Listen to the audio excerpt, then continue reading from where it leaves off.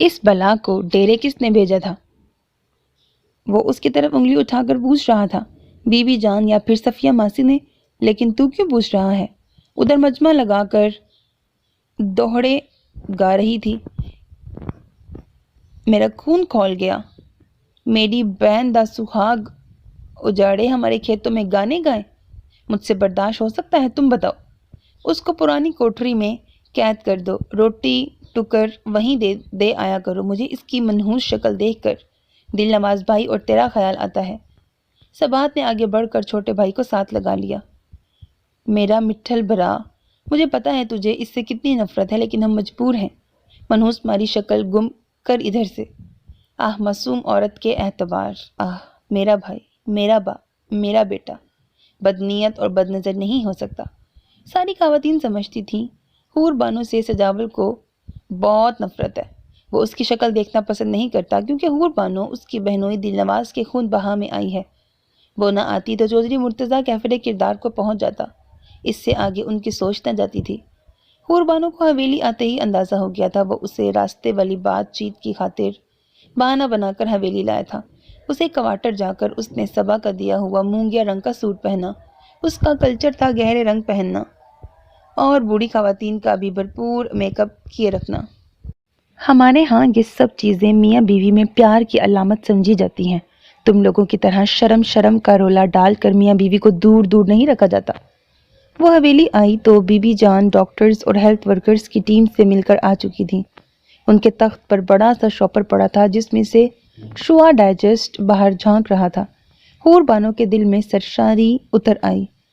رسالوں سے اسے پتہ چلا نیلوفر آئی تھی۔ نیلوفر نوجوان ڈاکٹر تھی، حویلی میں قیام کر چکی تھی، وہی حور بانو کو رسالے پڑھنے کا چسکا لگا کر گئی تھی۔ جب بھی حویلی آتی نئے پرانے ڈھیر سارے شمارے ضرور لاتی، جب بی بی جان کمال مہربانی سے اسے دے بھی دیتی کہ حویلی کی ساری چھوٹی بچیاں اسی سے اردو لکھنی پڑھنی اور بولنا سیکھ رہی تھیں۔ انہوں نے شاپر کی طرف اشارہ کیا تو اس نے بے تابی سے اٹھا لیا۔ دل نواز کی بیٹی نے اس کے ہاتھ میں لٹکے تھیلے نما شاپر میں ہاتھ ڈال کر ایک شمارہ نکال کر اس کے آگے لہرایا۔ بانو، میں یہ پڑھ کر ڈاکٹر بن جاؤں گی؟ یتیم معصوم بچی کے سوال پر وہ مسکرا دی۔ دل نواز خان کے بچے بیرو سے زیادہ اب اس سے اٹیچ تھے۔ اس سے پہلے کہ وہ جواب دیتی، سجاول ہال میں داخل ہوتے ہوئے بولا، جب ہم 50 ڈاکٹر حویلی میں نوکر رکھ سکتے ہیں تو تجھے پڑھ پڑھ کر ڈاکٹر بننے کی کیا ضرورت ہے؟ بانجی کے سر پر چپت لگاتا حور بانو کو کچھ جتاتا ہوا وہ بی بی جان کے تخت کے پاس دھری کوئلوں کی بھڑولی پر سی کرتے ہاتھ تاپنے لگا تو وہ شاپر پکڑے باہر نکل گئی۔ صفیہ ہال میں داخل ہو رہی تھی۔ بانو، مہمان خانہ خود جا کے چیک کر کے مجھے سیما پہ اعتبار نہیں ہے۔ شہری لوگ ہیں، شہری طریقے کی خدمت اچھی لگتی ہے۔ بڑے خان کو شکایت پہنچی تو وہ ناراض ہوں گے۔ اس نے رسالے اپنے کوارٹر میں رکھے، مردان خانے کے ہال میں انتظامات دیکھنے چلی آئی۔ سب ٹھیک تھا۔ پلٹتے پلٹتے اس کی نظر دائیں دیوار پر چلی گئی جہاں 3 پشتوں تک تصویریں لگی تھیں۔ سفید شیر کی گردن پر پاؤں رکھے وہ مسکراتا ہوا کیمرے کو دیکھ رہا تھا۔ وہ دیوار پہ ٹنگی تصویر کے پاس ہو کر اسے غور سے دیکھنے لگی۔ گندمی رنگ، روایتی بلوچ کی طرح خوبصورت تراش کی داڑھی پر اوپر کو اٹھی ہوئی نوک دار مونچھیں، پیروں میں بلوچی کھیڑی اور کندھوں پہ سرائکی ڈیزائن کی شال، وہ سر تپا اپنی تہذیب کا نمائندہ لگ رہا تھا۔ حور بانو نے اس کے نقش چھونے کے لیے ہاتھ اٹھایا اور پھر گرا دیا۔ تم شیر کی گردن پہ پاؤں رکھنا، ادھر کوئی تمہاری عزت پاؤں تلے روندنے کو بےتاب ہے۔ وہ بدستور مسکراتا رہا تو حور بانو نے چند لمحے اس کی زندگی سے بھرپور مسکراہٹ دیکھی اور پھر پیشانی اس کے لبوں سے جوڑ دی۔ تمہیں میں یاد بھی ہوں، بخت بلند بلوچ؟ سر اٹھا کر پھر سے تصویر کی سیاہ آنکھوں میں جھانکا۔ تصویر پھر پہلے کی طرح مسکراتی رہی۔ اتنے حساس ہو کہ اپنی گاڑی کے حادثے سے کوما میں جانے والے کسی غیر کا دکھ نہ دیکھ سکے اور پردیس ڈیرے ڈال لیے۔ مجھے تو پوری پنچایت میں اسکول سے اٹھا کر تمہارے حوالے کیا گیا تھا۔ میرا خیال کیوں نہیں آتا؟ مجھ سے بڑھ کر تمہاری جاگیر میں مظلوم کوئی نہ ملے گا۔ سورج ہاتھ میں لے کر ڈھونڈو گے تب بھی نہیں۔ میرے لیے تمہاری حساسیت تمہارے حادثے کا شکار ہونے والے شخص کی طرح کوما میں کیوں ہے؟ کسی کے قدموں کی چاپ سن کر حور بانو تیز قدموں سے باہر گھاس کے کیتے میں نکل آئی۔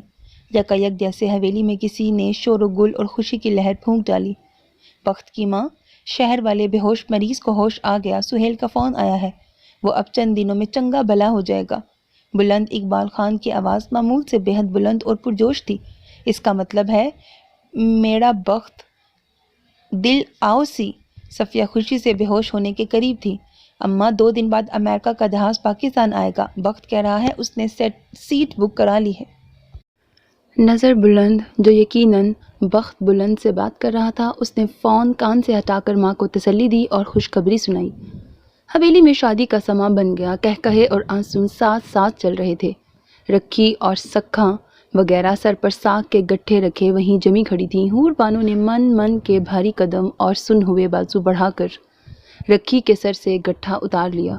بی بی جان، سہیل اپنی زال اور بچے کو لے کر حویلی آ رہا ہے ملنے۔ شاید وہ لوگ بخت کے حویلی آنے تک ادھر ہی رہیں گے۔ شام کے کھانے کا کسی طرح گزارا کرواؤ۔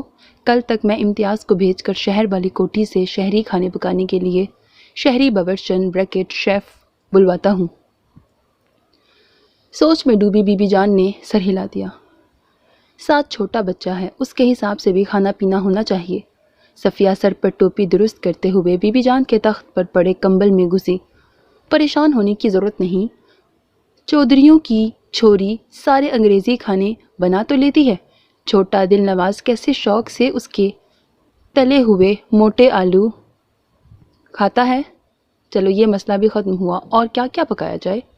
صفیہ کو 5 سال بعد بیٹے کو دیکھنے کی خوشی اور بیٹے سے پہلے بیٹے کے دوستوں کے آنے کی خوشی اتنی تھی کہ وہ صباحت بی بی جان اور عنایت کی سرد مہری محسوس ہی نہ کر پا رہی تھی۔ بی بی جان، صحت تا ٹھیک ہے تیری؟ آپ کی طبیعت ٹھیک ہے؟ صفیہ اب کچھ پریشان ہوئی کہ بی بی جان دلچسپی کیوں نہیں لے رہی۔ ہاں ٹھیک ہے، میں بھی کھانا بنوانے کا سوچ رہی تھی۔ رکھی، میری جان کے دشمن کو بلا۔ رکھی حور بانو کو بلا لائی۔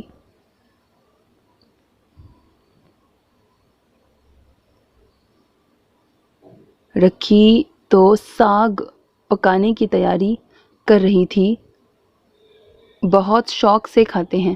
چھوری تو دیسی مرغ کی یخنی اور فرائیڈ رائس پکائے گی۔ چھوٹی کڑاہی نائی بنائے گا۔ حور بانو حکم سن کر پلٹنے لگی تو بی بی جان پھر سے ہنکارا بھر کر اسے پکارنے لگی۔ تازہ سبزی رسوئی میں نہیں ہے، تو پچھلے دروازے سے سیما کے ساتھ جا کر 25 نمبر کھیت کا نام سے لے آ۔ اس نے فرما برداری سے سر ہلا دیا۔ خانہ ہال میں آتش دان میں لکڑیاں دہکا کر اور کوئلوں کی انگیٹھی پاس رکھ کر کھایا گیا تاکہ جو طعام ٹھنڈا ہو فوری کوئلوں پہ رکھ کر گرم کر لیا جائے۔ قیمتی لیکن رنگین دسترخوان اور رنگین چمکیلے بھڑکیلے رنگوں میں ملبوس حویلی کی عورتوں کو دیکھ کر ڈاکٹر سنبل محظوظ ہوتی رہی۔ سہیل اس کی حیرت کو دھیمے دھیمے مسکرا کر انجوائے کرتا رہا۔ یہ پہلا موقع تھا کہ کسی غیر مرد کو اندرون حویلی میں ہی بٹھایا گیا۔ وہیں اس کے ساتھ حویلی کے مردوں عورتوں نے کھانا کھایا۔ بی بی جان، میرے لیے سرائی کی تہذیب بالکل الگ اور نئی ہے۔ ہمارے ہاں ایسے لائف سٹائل کا کوئی تصور بھی نہیں کر سکتا۔ وہ سب اس کی حیرت پر مسکرانے لگے۔ یہ اتنی بڑی نوز پن پہننے سے ناک میں تکلیف نہیں ہوتی؟ میرا مطلب ہے جب نزلہ زکام ہوتا ہوگا تو ناک صاف کرنے سے زیادہ مشکل کام کوئی نہیں لگتا ہوگا۔ ڈاکٹر سنبل کی بات پر زبردست کہا پڑا۔ ہمارے ہاں ناک کا زیور سہاگ کی علامت سمجھا جاتا ہے۔ سہاگن کی خالی ناک اچھا شگن نہیں مانا جاتا، اسی لیے ہم بچپن سے ہی چھوریوں کے ناک کان چھید دیتے ہیں۔ لیکن پھر بھی بی بی جان، یہ تو بہت بڑی بڑی نوز پن ہے، ناک ڈسٹرب رہتی ہوگی۔ نکی بھر جائی ہماری سوانیاں عورتیں ہمارا زیادہ سے زیادہ خرچہ کرانا چاہتی ہیں تاکہ نہ پاس پیسے بچیں نہ ہم دوسری شادی کا سوچیں، اسی لیے ساری کی ساری ہیرے کے کوکے بھی سونے کی اینٹ جتنے بڑے پہنے بیٹھی ہیں۔ نظر بلند نے بیوی ریشم کو دیکھ کر شرارت کی تو حال ایک بار پھر کہکہوں سے گونجا۔ سب کچھ بہت بہت حیرت انگیز ہے، ایک بالکل الگ دنیا۔ سنبل نے ایک بار پھر سے اظہار خیال کیا۔ بیگم، تمہارا تعلق برگر فیملی سے ہے، تمہیں اسی لیے یہ سب الگ الگ لگ رہا ہے۔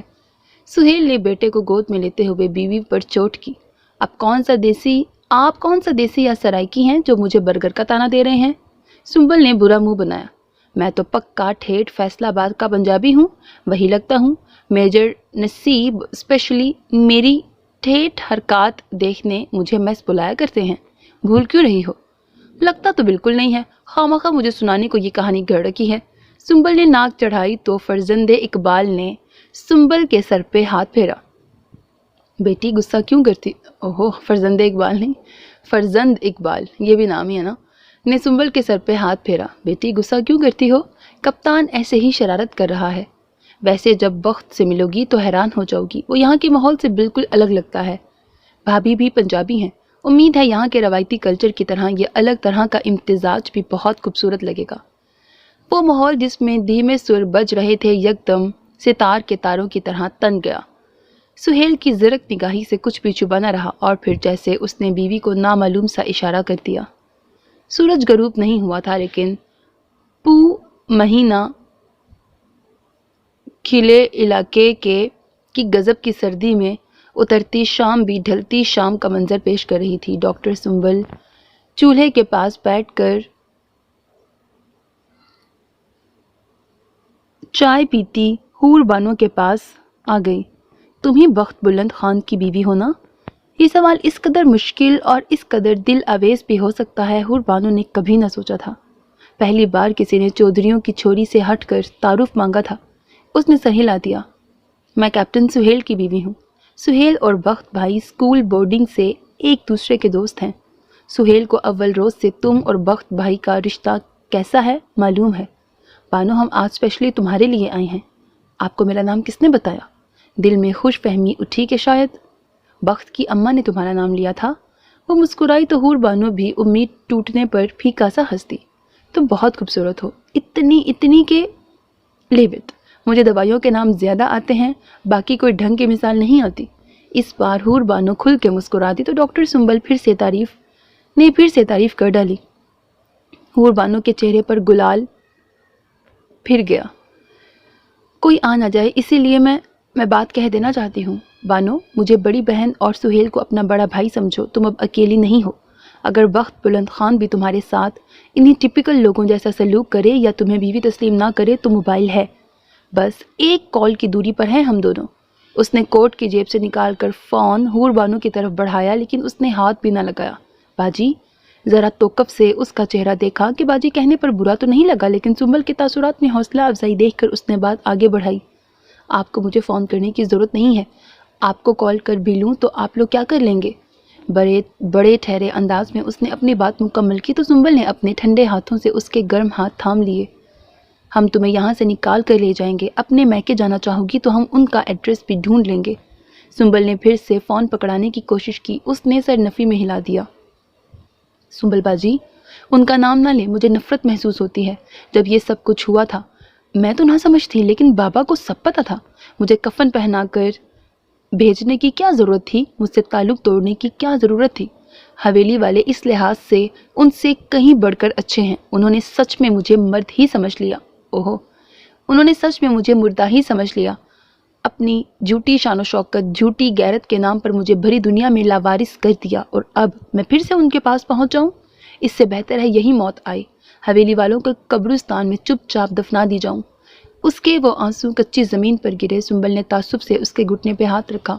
अच्छा छोड़ो उनको, हम तुम्हें अपने पास रखेंगे और जो मुनासिब लगेगा सुहेल वो फैसला करेंगे, लेकिन यूँ बख्त के नाम पर तन्हा और लावारिस नहीं छोड़ेंगे। आप लोग बहुत अच्छे हैं जो बिना किसी ताल्लुक़ के मेरे बारे में इतना सोच रहे हैं। सुहेल ने तो तुम्हें देखा तक नहीं है, गायबाना जानते हैं और तुम्हें बहन समझते हैं। वो बहुत हमदर्द फितरत और किसी के दुख को अपना दुख समझने वाले इंसान हैं। बख्त भाई की वजह से तुमसे तो बहुत गहरा ताल्लुक़ है। फ़ोन नहीं लेना चाहती तो फ़ोन नंबर लिख लो। अगले ही लम्हे उसे सुहेल का नंबर ज़बानी याद हो चुका था। चाय के बर्तन उठाकर आती बीरू को देखकर सुंबल ने कदम हॉल की तरफ मोड़ लिए। दिन मुकम्मल ढल चुका था। वो बर्तन धो रही थी जब सुंबल और उसका बेटा स्पेशल उसके पास आकर खुदा हाफिज़ कह गए। अब हम बख्त भाई के घर पहुंचने पर आएंगे। बीरू ने भी सुंबल की बात सुनी थी। गेट पर मेहमानों को रुखसत करने के बाद बीबी जान ने डेरे के नाई को दूध वाले हलवाई की देग पकाने का हुक्म जारी कर दिया। बीबी जान सुबह पका लेंगे। नज़र बुलंद ने कन्नी कतरानी चाही। बख्त की हवेली पहुंचने तक रोज़ शाम को मीठा मज़ारों और बाकी लोगों में तकसीम हुआ करेगा। समझ गए नज़र? जी जी बीबी जान, जैसा आपको ठीक लगे वैसे करें। धुंध अभी से फैलने लगी, फिजा में सर्दी का राज बढ़ने लगा तो बीबी जान की तकलीफ में सब ने खुले सहन से गर्म कमरों की जानिब रुख मोड़ लिया। उसने मोती सितारे लगी सबाहत के इस्तेमाल शुदा शॉल के नीचे हाथ छुपाकर सर्दी की शिद्दत कम करनी चाहिए और बीबी जान से मजीद किसी काम का पूछा। आज क्वार्टर पहुंचने की भी जल्दी थी ताकि डाइजेस्ट पढ़ने के साथ साथ किसी को सोच भी सके। बीबी जान ने उसकी शॉल का कोना खींचकर उसे पास किया। लंबे अरसे बाद उन्हें उस पर इतना गजब आया था। हवेली की नौकरानियों के साथ साथ हवेली की औरतें भी रुक गईं। छोरी, ये देख मेरे बंदे हाथ, हमें मजीद रंज ना देना। बख्त बुलंद खान के आस पास नजर ना आओ मुझे। जब तक वो हवेली रहा करेगा तू क्वार्टर रहेगी। ये मनहूस सूरत उसे दिखाई तो मुंह पे तेजाब डलवा दूंगी। हवेली की कमार बनने का ख्वाब ना देख। मेरे दिल नवाज के कातिल की बहन ही रह। तू ऐसी मनहूस है, मुझे एक पल दिल नवाज भूलने नहीं देती। जब जब हवेली में तू दंदनाती है मेडाहा ब्रैकेट दिल सड़ता है कि इसकी वजह से दिल नवाज के कातिल को माफ़ कर दिया। तो इधर ना होती तो कातिल मुर्तज़ा भी कब्र में होता, मेडाहा ठंडा होता। बीबी जान ने गम गुस्से से उसे झंझोड़ ही डाला। वो फक चेहरा लिए नज़रें ठंडे फर्श पर गाड़े खड़ी रही। बीबी जान अब बाकी सबकी तरफ मतवज्जा हुई। आज वो डॉक्टरनी इसे कोई पट्टी पढ़ा कर गई है। उसके कप्तान साई ने कहा होगा, तभी वो उसके पास बैठकर दुख दिल पूछ गई है। तुम सब ने इस पर नज़र रखनी है। ये बख्त को रुझाने के चक्कर में है। जो ये चाहती है मैं होने नहीं दूंगी। तुम सब ने कोताही की तो खाल में भूस भरवा दूंगी। सफिया भरजाई बख्त के आने पर फौरी उसकी शादी का सिलसिला शुरू करना है। जो सोचना है सोच लो। महीने भर में शादी करनी है ताकि इस मनहूस का खतरा तो टले। दफ़ा हो जाओ अब। इधर खड़ी क्या सुन रही हो? वो सर पर पाँव रखकर वहाँ से निकली। बीबी, कोई चौधरियों की छोरी से ज़्यादा सोहनी होगी तो ही मेरा दिल मानेगा। मुझे तो अभी तक हमारी बरादरी तो क्या किसी दूजे सराइकी के घर भी इतनी खूबसूरत लड़की नज़र नहीं आई। वो जो बिला इरादा बड़ी खिड़की के नीचे खड़ी हो गई थी तो एक बार फिर कदम तेज़ कर लिए, लेकिन रखी वहीं खड़ी रही। और फिर हवेली के बड़े गेट के दोनों पट खोल दिए गए। जो दीद मॉडल की स्याह लैंड क्रूज़र दाएं बाएं घास के कितों के दरमियान रविश पे रुक गई। हुरबानो को लगा दिल भी रुक गया है। बाईं जानिब का एन उसके सामने वाला गाड़ी का गेट खुला। उतरने वाला मर्दान खाने के ड्राइंग रूम की तस्वीर वाला 20-22 साल का लाउबाली और खलंडर नौजवान नहीं था, बल्कि जाज़िबे नज़र बारोब शख्सियत का ऊंचा लंबा मिचोर शख्स था। हुरबानो ने पसलियों से बाहर आते दिल पे हाथ रखा और गर्दन फिर से नज़र बुलंद की स्याह हिरनियों के बड़े डरबे के पीछे खींच ली। वो कब से उसकी ओट में खड़ी इंतज़ार कर रही थी। ओट में होने पर भी चैन न आया तो फिर से खिसक कर सारे मनाजिर देखने लगी। वो अब अपनी माँ को साथ लिपटाए खड़ा था। यकीनन सफ़िया रो रही थी। फिर उसकी नज़र सजावल खान पे पड़ गई। आज पहली बार उसने नज़रें नहीं फेरी बल्कि जताती नज़रों से देखा। देखो, तुम तो चंद दिन पहले दावा कर रहे थे वो नहीं आएगा, वो आ गया है। उसके देखते ही देखते सफ़िया बेटे के बाजुओं में झूल गई। वो खुद ही माँ को उठाए अंदर पहुँच गया। बाकी का सारा दिन हुरबानो को क्वार्टर में काटना पड़ा। उसने अपने पसंदीदा शुमारे उठाकर पढ़ने चाहे लेकिन नाकाम रही। हर सफ़े पर वो गाड़ी से उतर रहा था। ड्राइंग रूम वाली तस्वीर दिल से ही उतर गई, हालांकि पहले वही ख्यालों में आती थी। वो उसकी आमद के मनाजिर को जुटलाती तो अब क्या होगा का सवाल अजदहे की तरह मुंह खोल लेता। तंग आकर उसने रिसाला चरपाई पे पटका और रजाई मुंह पर खींच ली। जो होगा देखा जाएगा। ज़्यादा से ज़्यादा उसकी ख़ानदान में शादी कर दी जाएगी और आने वाली मज़ीद मेरा खून निचोड़ कर ज़िंदगी और मुश्किल कर देगी। अब बस। क्या बस? गालिबन गुस्से और बेचैनी में वो बुलंद आवाज़ से सोच रही थी जब ही रखी ने अंदर आते उसकी अब बस सुन ली थी। अब बस नहीं, अब तो ज़िंदगी शुरू होगी। बहुत होगी उनके रस्म व रवाज की पैरवी। बख्त को मैंने हाथों से पाला है और तुझे ज़हरा की तरह सगी बेटी समझा है। दोनों को खुश और हंसता बसता देखना मेरी सबसे बड़ी हसरत है। न बीबी जान, सबाहत, अनायत किसी की नहीं चलने दूंगी। अम्मा क्या थी गया اتنی جذباتی کیوں ہوئی کھڑی ہو؟ حور بانو نے رضائی ہٹائی اور اٹھ کے بیٹھ گئی۔ یہ زری بریکٹ ذرا رش کم ہو جائے، ایک دو دن میں تیری اور بخت خان کی ملاقات کراتی ہوں، تو بھی پڑھی لکھی ہے، وہ بھی پڑھا لکھا ہے، ایک باری ساری باتیں کر کے نتیجے پہ پہنچ جاؤ۔ پھر بھی وہ بی بی جان کی پارٹی میں رہا تو اس ڈاکٹرنی اور سہیل کو فون کر دیں گے۔ میں مرنے سے پہلے تجھے آباد یا پھر حویلی سے باہر دیکھنا چاہتی ہوں۔ سجاول کے حوصلے بڑھتے جا رہے ہیں۔ مجھے کچھ ہو گیا تو حویلی تیرے لیے محفوظ نہیں رہے گی۔ صباحت اور بی بی جان نے جان بوجھ کر سجاول کو چھوٹ دے رکھی ہے۔ میں تیری طرح بالڑی نہیں ہوں، سارا سر چٹا ہے۔ اماں رکھی نے غصے سے اپنے بالوں میں ہاتھ مار کر بال بکھیر دیے جو سارے سفید تھے۔ اماں غصے کیوں ہوتی ہو؟ میں کیا کر سکتی ہوں بھلا؟ تو کچھ کے نہ کر، بس میری گال تے عمل کر، گھن میڈی مٹھی دی بریکٹ تم کچھ بھی نہ کرو، صرف میری بات پر عمل کر لو میری پیاری بیٹی۔ اماں آپ ایک ہی بات کے پیچھے پڑی ہیں، میں کسی صورت اس کے کمرے میں نہیں جاؤں گی، وہ پتہ نہیں کیا سمجھے، مجھے بے شرم بے حیا بھی سمجھ سکتا ہے۔ یہ باتیں ہمارے یہاں نہیں ہوتی، ہمارے مرد خوش ہوتے ہیں کہ ان کی زال ان کی اتنی پرواہ کرتی ہے، ان سے پیار کرتی ہے، ان کے بغیر رہ نہیں سکتی۔ اماں میں یہ سب نہیں کر سکتی، نہ کسی قیمت پہ کروں گی، جو ہونا ہے ہو جائے۔ وہ پھر سے بستر میں گھس گئی۔ اب رکھی اس کی چارپائی کے سرے پہ بیٹھ کر اپنا ٹھنڈا یک ہاتھ اس کے سر پر پھیرنے لگی۔ اتنے سال ہو گئے تو ابھی بھی ہماری ریت رواج نہیں اپنا سکی۔ ریشم کو دیکھ بالکل ویسی ہو جا۔ اماں قسم سے مجھے شرم آتی ہے، ریشم بی بی جیسی شودی حرکتیں میں مر کے بھی نہیں کر سکتی، جیسے نظر خان شوہر نہیں پتہ نہیں کیا ہو۔ اس نے جھرجھری لی تو رکھی نے فی الحال اس مسئلے پر اسے اس کے حال پر چھوڑا اور اٹھ کر بیٹھنے کے لیے پچکارنے لگی۔ اماں کرنا کیا ہے؟ تو بیٹھ تو صحیح۔ رکھی نے اس کی ناک کے بائیں طرف ملائمت سے انگلی پھیری۔ اتنا گبرو جوان خاوند ہے تیرا، اس کی خیر مانگا کر۔ بخت خان آ گیا تو مجھے تیری خالی ناک اچھی نہیں لگ رہی، پہلے مجھے خیال ہی نہیں آیا۔ رکھی نے سون حلوے کے دھاتی ڈبے سے سیاہ دھاگے والی سوئی نکال لی۔ اماں ہرگز نہیں، بالکل نہیں۔ وہ چھلانگ لگا کر چارپائی کی دوسری طرف کھڑی ہو گئی۔ دیکھ بانو، تو میری پہلی بات نہیں مان رہی۔ میں چپ ہو گئی۔ اس کا حل میں خود نکال لوں گی، اب یہ دوسری بھی نہیں مانے گی تو آج سے مجھے اماں نہ کہنا۔ وہ چپ چاپ پاس آ گئی۔ بخت نے تجھے زال نہ بنایا، کمتر سمجھا تو چپ چاپ اس ڈاکٹرنی اور اس کے افسر میاں کو فون کر دیں گے۔ وہ تیری ذات برادری اور زبان کا ہے، تجھے بہن سمجھتا ہے، بریکٹ بہن، برا نہیں کرے گا، کوئی اچھا بر ڈھونڈ کر تجھے ٹھکانے لگا دے گا۔ پتر سہنی زال کے حسن جوانی کی حفاظت کے لیے سر کے سائیں کا ہونا ضروری ہے، نہیں تو سجاول خان جیسے بدکار پیچھے پڑ جاتے ہیں۔ وہ جو بغور اماں رکھی کی باتیں سن رہی تھی ایک دم اچھل پڑی۔ اماں نے باتوں باتوں میں سوئی اس کی ناک کے پار کر دی تھی۔ بس بس، موسم بڑا سخت ہے، دیکھنا 4 دن میں آرام آ جائے گا۔ میں مردانے سے لال دوائی لاتی ہوں، یہ سوئی تو کاٹ لینے دے۔ وہ بہتی آنکھوں کے ساتھ دونوں ہاتھ میں ناک چھپائے بیٹھی تھی۔ میری کملی، میری سہنی، اب تو بس دھاگے کو گانٹھ دینی ہے، پھر دھاگا ناک سے نہیں نکلے گا، سوراخ پکا ہو جائے گا۔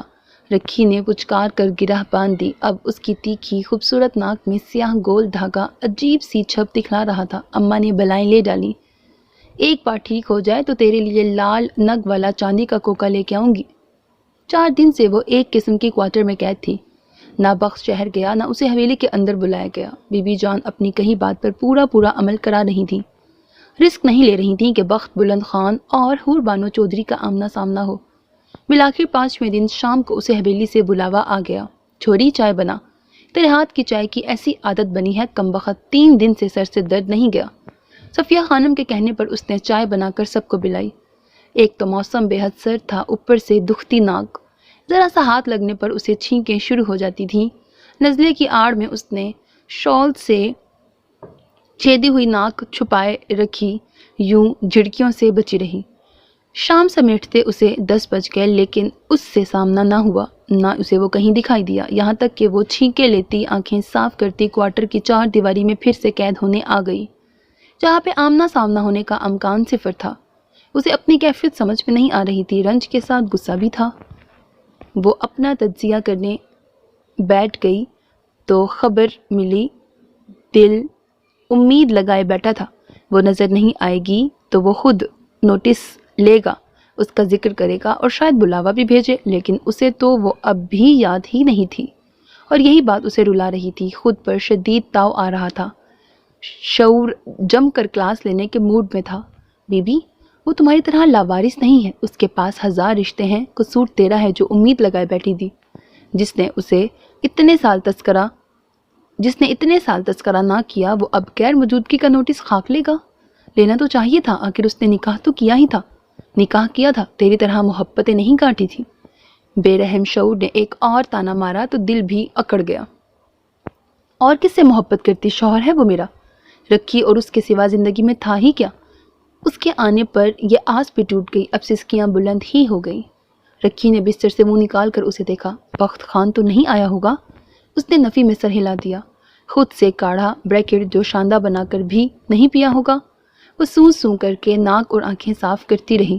رکھی نے کی آواز نکالی اور بستر سے نکل آئی۔ کاڑھے کے ساتھ انڈا ابال کر لاتی ہوں، تجھے ٹھنڈ لگ گئی ہے۔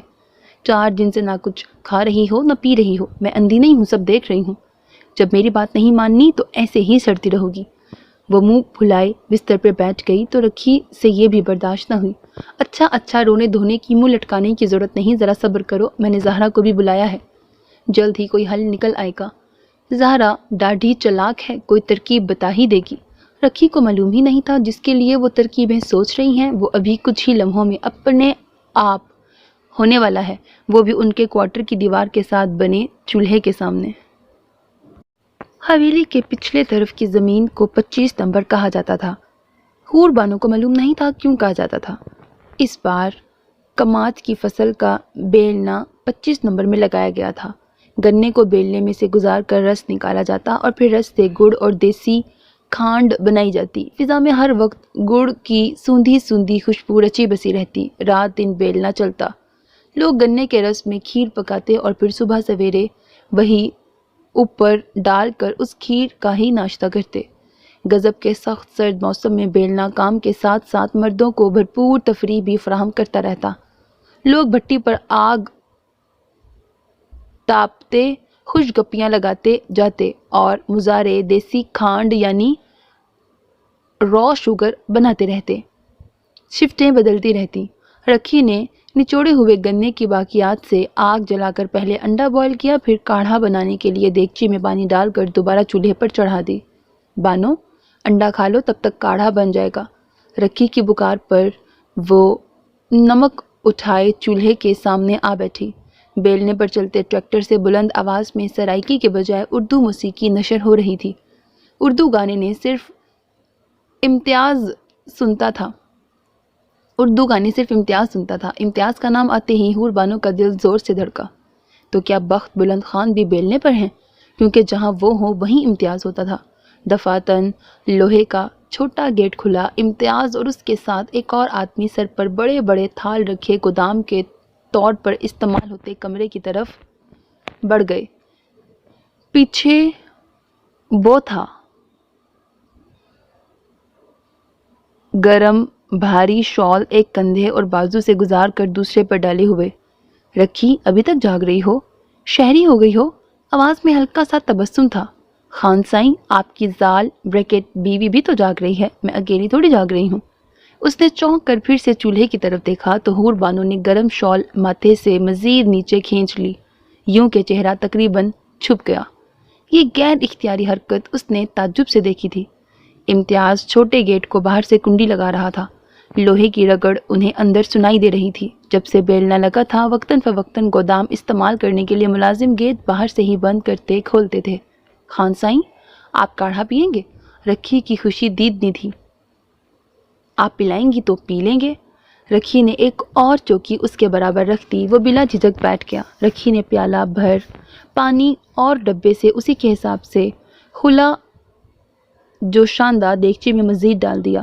حور بانو، میں سونے لگی ہوں، خان سائیں کو بھی کاڑھا پلا کر بھیجتا۔ وہ دونوں برابر لیکن خاموش بیٹھے تھے۔ یکایک فضا میں موسیقی کی بلند آواز گونجنے لگی جس کا مطلب تھا امتیاز واپس بیلنے پر پہنچ چکا ہے۔ حور بانو نے آگ تیز کرنے کے لیے خشک گنے کا پھوک چولہے میں ڈالا تو چولہے سے تڑ تڑ کر کے آگ کی چنگاریاں اڑنے لگیں۔ ساتھ ہی اسے چھینک آ گئی تو انگلیاں آگ میں جا پڑیں۔ تکلیف سے سسکی نکل گئی۔ بخت بلند بے اختیار اپنا ٹھنڈا ہاتھ بڑھا کر اس کی جلن زدہ انگلیوں کو راحت پہنچا ڈالی۔ اس کے لمس کی تاثیر میں جانے کیسی مرہم تھی۔ حور بانو نے ہاتھ کھینچ کر آنکھوں کو چھوٹ دے دی۔ ہاتھ پکڑنے والے کو معلوم ہی نہیں تھا چھڑانے والی کو اس سے کتنے گلے ہیں۔ سمندر پار والے برس شمار ہی نہ کر رہی تھی۔ اسے سب سے زیادہ دکھ ان چند دنوں کا تھا۔ اس سادہ کو کون بتاتا؟ گلے ہاتھ چھڑا کر نہیں، ہاتھ میں ہاتھ گلے ہاتھ چھڑا کر نہیں، ہاتھ میں ہاتھ دے کر کیے جائیں تو زیادہ مؤثر ہوتے ہیں۔ فضا میں چنگاریوں کے جگنوؤں کے ساتھ گلوکار جیسے اس کے دل کی باتیں کر رہا تھا۔ مانا کہ تیری موجودگی سے یہ زندگی محروم ہے، جینے کا کوئی دوجا طریقہ نہ میرے دل کو معلوم ہے۔ تجھ کو میں کتنی شدت سے چاہوں، چاہے تو رہنا بے خبر۔ اس کے ہاتھ چھڑانے پر وہ اٹھ کھڑا ہوا۔ وہ اپنی جگہ بیٹھی رہی۔ محتاج منزل کا تو نہیں ہے، یہ ایک طرفہ میرا سفر۔ محتاج منزل کا تو نہیں ہے، یہ ایک طرفہ میرا سفر۔ سفر خوبصورت ہے منزل سے بھی، میری ہر کمی کو ہے تو لازمی۔ زمیں پہ نہ سہی تو آسماں پہ عامل، تیرے بنا گزارا اے دل ہے مشکل۔ اچھا یہ والا گانا تھا، اللہ مجھے پتہ ہی نہیں۔ وہ بلند آواز سے سسکتی رہی، نہ دور سے اٹھتے گیت کا کوئی بول اسے روک سکا، نہ پاس موجود لبوں کی سسکی۔ جی بھر کر رونے کے بعد اس نے جلی ہوئی دیگچی جلے ہوئے ہاتھ سے نیچے پٹکی اور اندر کی طرف بڑھ گئی، جہاں سے رکھی کے کھراٹے گونج رہے تھے۔ دروازہ بند کرنے سے پہلے اس نے خالی ذہن کو نظر بھر کے دیکھا تو دل پھر سے بھر آیا۔ یوں لگ رہا تھا جیسے صحن بھی برسوں سے خالی ہو۔ اسے سر جھکا کر رکھنے کی عادت اتنی شدت سے سکھائی گئی تھی کہ وہ سر اٹھانا ہی بھول گئی۔ سر اٹھا کر دیکھتی تو جان لیتی صحن خالی تھا، چھت آباد تھی۔ اس نے دروازہ بند کر کے کنڈی لگا لی تو رکھی اٹھ کے بیٹھ گئی۔ ہو گئی خان سے بات؟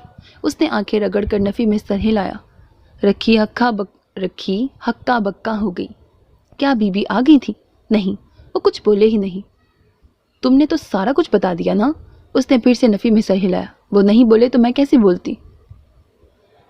دھاڑو کملی شدین عقل کی دشمن، رکھی نے بے دریغ اسے سنا ڈالی، بس تھپڑ مارنے کی گنجائش چھوڑ دی۔ تو ادھر چپ بیٹھی رہنا، بی بی نے اس کے لیے رشتہ ڈھونڈنا شروع کر دیا ہے۔ کل ملک آصف کی پوتی کا جاگا لے کر جا رہی ہیں، وہیں کوئی سونی چھوری ڈھونڈنی ہے تو شرم سے اپنی موت آپ مر جانا۔ کر لے شادی میری بلا سے، ابھی اسی وقت کر لے۔ اس نے رضائی زور سے کھینچ کے منہ پہ لینی چاہی اور اپنی زخمی ناک پہ مار ڈالی۔ وہ گزشتہ دنوں کی طرح کسل مندی سے بستر میں ہی لیٹی ہوئی تھی جب بیرو اسے بلانے آ گئی۔ بی بی جان نے مجھے اندر آنے سے منع کر رکھا ہے۔ وہ تو خان بخت بلند کے سامنے آنے سے منع کیا ہے، وہ شہر چلے گئے ہیں، وہاں سے دبئی جانا ہے۔ بہت عیش کر لیا بی بی، اب اٹھو اور کام پہ لگو۔ تمہارے حصے کے کام کر کر کے میری کمر میں بل پڑ گیا ہے، پیڑ ختم ہی نہیں ہوتی۔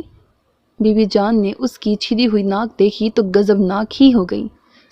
سب سمجھ رہی ہوں تو جن خوابوں میں اڑ رہی ہے، تیرے پر نہ کاٹ دیے تو بی بی نام نہیں، دل نواز کی قبر میں اتار دوں گی تجھے، سمجھی؟ یہ پٹیاں تو بھی اسے پڑھا رہی ہے نا؟ رکھی میرا دل نہ دکھا۔ بی بی جان نے رکھی کے آگے ہاتھ باندھے تو رکھی نے نیچے بیٹھ کر گھٹنے پکڑ لیے۔ بی بی جان کو روتے دیکھ کر ساری خانزادیاں رونے لگیں، یہاں تک کہ ان کے دکھ پر خود حور بانو رو پڑی۔ رکھی، یہ میرے دل نواز کا بدل نہیں ہے، میرا دل نواز کا بدل تو اس کا بھرا ہے۔ دل نواز جیسی اس کی بھی پکی قبر ہوتی، میں دل نواز کی قبر پہ پھول چڑھانے جاتی تو اس پر بھی چڑھا کر آتی۔ بی بی میرا سینہ پھٹ دیسی۔ رکھی ان کے گھٹوں پہ ہاتھ رکھ کر روتی گئی۔ رکھی، تو میری ہمراز، میری غمگسار، میری بچپن سے بدھڑے ویلے کی ساتھی ہے۔ سہیلیاں وفاداریاں تبدیل نہیں کرتی، تو نے کر لی۔ بی بی جان نے اس کے گھٹنے پکڑنے والے ہاتھ اٹھا کر چوم ڈالے۔ میں تیری بے وفائی دے صدقے، تیری مرضی رکھی، تو بھی ظلم کر لے بلند اقبال، فرزند اقبال، سارے خانزادوں کی طرح میں نے تجھے بھی اپنی وڈیری مان لیا، میں نے تجھے بھی سارے حق دیے، تو اب جیسے چاہے دل توڑ۔ بی بی جان کی جذبات سے چور باتوں نے رکھی پر لرزہ طاری کر دیا۔ وہ نیچے سے اٹھ کر بی بی جان کے برابر تخت پہ بیٹھ کر بی بی کو ساتھ لگا کر انہی کی طرح بیان کرنے لگی۔ ہائے دل نواز، سر کے سائیں کے بعد تجھ سے دل لگایا تھا، یہ دل لگی بھی مجھے راس نہ آئی، ظالموں نے میرا دل ہی مار دیا۔ جاگیر کا بچہ جانتا تھا بی بی جان کا دل خان دل نواز ہے، چھوٹا دل نواز غبارہ پکڑے بھاگتا پھر رہا تھا۔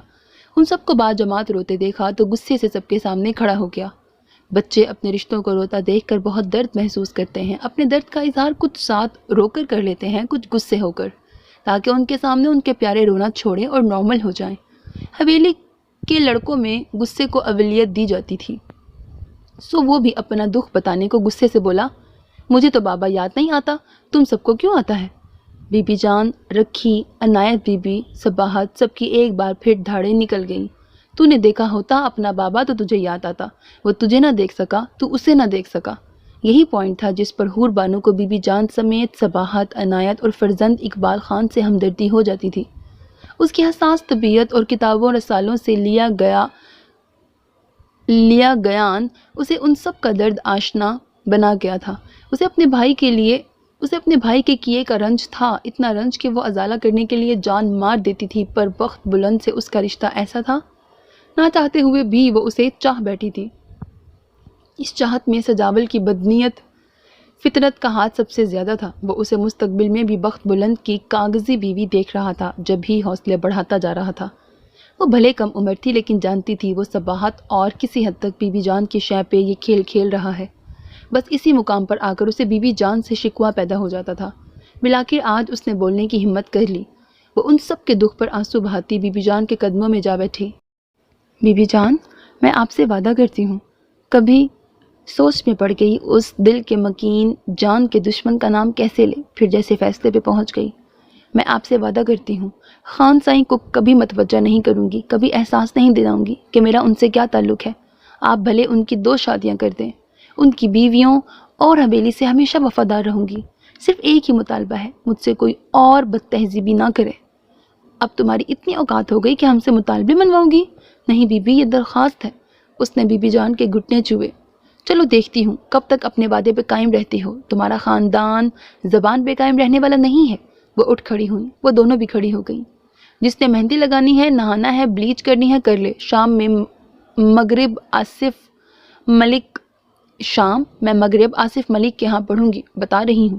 تب تک جو تیار نہ ہوئی اس کو چھوڑ کر ہم جاگا لے کر نکل جائیں گے۔ موسم کے تیور بھی اچھے نہیں، کیا اعتبار کب برس پڑے۔ جاگا ان کی گیت سنگیت کی رسم تھی، جس میں ایک فیملی کی خواتین دوسری فیملی کے گھر شادی بیاہ کے موقع پر مٹھائی، پھل، پھول اور ڈھولکی لے کر جاتی، وہاں خوب ہلا گلا کرتی، گیت گاتی۔ شادی والا گھر دور ہوتا تو وہیں قیام کر لیتی، ورنہ گھر لوٹ آتی۔ شادی والے گھر کو پہلے ہی سے پیام بھجوا دیا جاتا، آج جاگا ہماری طرف سے ہے۔ یوں وہ لوگ بھی جاگے کے قیام و تام کا بندوبست کر کے انتظار کیا کرتے۔ ملک آصف کے گھر کی پہلی شادی تھی، ان کی خواتین ہمیشہ سے حویلی کی خوشیوں میں بڑھ چڑھ کر حصہ ڈالتی آئی تھیں۔ یہ اور بات تھی، اب تو سالوں سے حویلی میں شادی نہ ہوئی تھی۔ حور بانو نے عید پر ملا سرخ اور سکن امتزاج کا سوٹ پہنا، بال ابھی گیلے تھے تو سر پر جما کر دوپٹہ لے لیا۔